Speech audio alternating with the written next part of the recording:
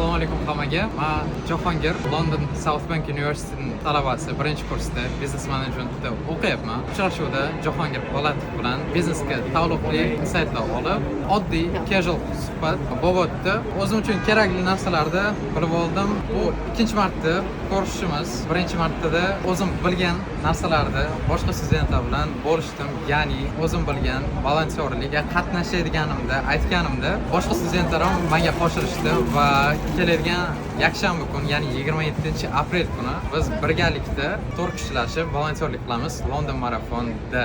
Va buni sababchisi 4 kishi bo'lishimizda ko'rishishligimiz bo'ldi. Shunchaki meeting ko'rishdik, bilgan narsamiz bilan almashdik, networkingni kuchaytirib boryapmiz. Boshqa studentlarni ham chaqirib qolardim. Shunaqa meetinglar bo'lganda kelishligini vaqt ajratib, sababi oddiy, bilgan narsalarimizni beramiz, bilmaganlarimizni sizlardan olamiz. Oddiy networking, shunisi xolos.